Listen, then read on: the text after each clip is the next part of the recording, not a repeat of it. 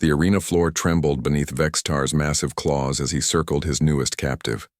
The Krillian warlord stood 12 feet tall, his obsidian carapace gleaming under the harsh lights of the gladiatorial pit. Rows upon rows of alien spectators filled the stands, their chittering and roaring creating a symphony of bloodlust that had echoed through this cursed place for centuries. At the center of it all sat a small human female, cross-legged on the sand, her eyes closed in apparent meditation. "You mock me with your stillness, soft skin." Vextar's voice boomed across the arena, his mandibles clicking with agitation. "I am the breaker of worlds, the scourge of the outer rim. I have crushed the mightiest warriors of 100 species beneath my claws." The human, Dr. Sarah Chen, according to the capture manifest, didn't even open her eyes. "That's quite an impressive resume," she said calmly, her voice carrying despite its softness. "Tell me, have you ever considered therapy for all that anger?" A wave of confused murmurs rippled through the crowd.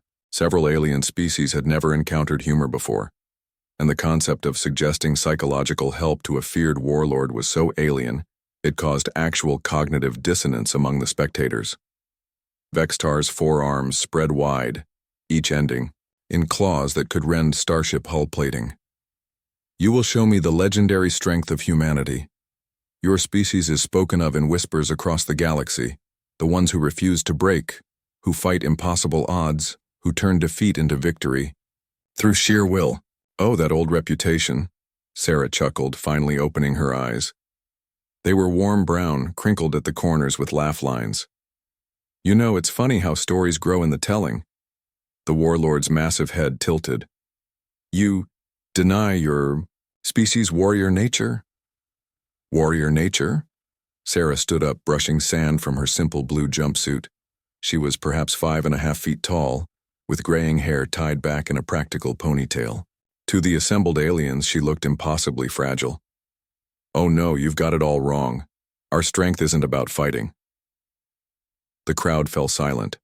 In all his years ruling this gladiatorial empire, Vextar had never encountered a captive who seemed so unafraid. Most species either cowered before him or flew into desperate, doomed rage. This human was doing neither. "Then show me," Vextar roared, spittle flying from his mandibles. "Show me this strength or I will tear you apart slowly while your screams echo across the stars." Sarah's response was the last thing anyone in that arena expected. She smiled. It wasn't a fierce grin of defiance or a mad smile of insanity. It was gentle, warm, the kind of smile a teacher might give a confused student. The kind that said, "I understand you're struggling, and that's okay." "You poor thing," she said softly. "How long has it been since someone showed you kindness?" Vextar's claws scraped against the arena floor. "What are you?" "Look at you," Sarah continued, taking a step closer to the towering alien. "All this posturing, all this rage. You've built an empire on fear because it's the only way you know how to connect with others, but you're so tired, aren't you?" The warlord's lower arms began to tremble. Stop speaking." "I'm a xenopsychologist," Sarah said, taking another step. "Do you know what that means? I study how different species think, how they feel. And right now I'm seeing someone who's been hurt so badly that he thinks strength means making others hurt too." "I am strength," Vextar bellowed, but his voice cracked slightly. "I am power." "No," Sarah said gently, now standing just beyond the reach of his claws. "You're scared, you're lonely, and you're desperate for someone to see past all this armor you've built around yourself." The massive alien took a step backward. "Our strength," Sarah continued, "isn't in our weapons or our stubbornness in battle. It's in this, in seeing pain and choosing compassion, in refusing to let cruelty win even when it would be easier." Vextar's breathing had become labored. Around the arena, the crowd watched in stunned silence as their seemingly invincible warlord began to shake. "When did it start?" Sarah asked. "Were you just a child when they taught you that might makes right? Were you small once and hurt and alone?" "Stop," Vextar whispered. "It's okay," Sarah said, and incredibly, impossibly, she reached out her tiny human hand toward the creature that could destroy her with a thought. It's okay to be tired of being angry all the time. Vextar stared at that outstretched hand for a long moment. Around them, the arena held its breath. Then slowly, the mighty warlord sank to his knees in the sand. I don't remember how to be anything else, he said, his voice barely audible. Sarah stepped forward and placed her small hand on his massive head.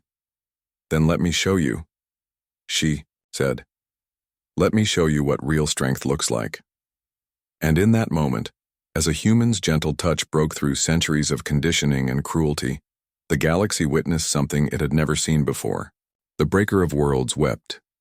In the weeks that followed, the gladiatorial empire would crumble, not through conquest or revolution, but through the quiet work of a small human woman who understood that sometimes the greatest victory comes not from defeating your enemy, but from helping them remember how to be more than their pain. The alien spectators would return to their home worlds with a new understanding of human strength. It wasn't the ability to endure suffering or deal death. It was the courage to offer healing, even to those who seemed beyond redemption. And Vextar? He became Dr. Chen's first patient in what would become the galaxy's most successful rehabilitation program for former tyrants. After all, that's what humans do best. They don't just survive the darkness, they bring light to it.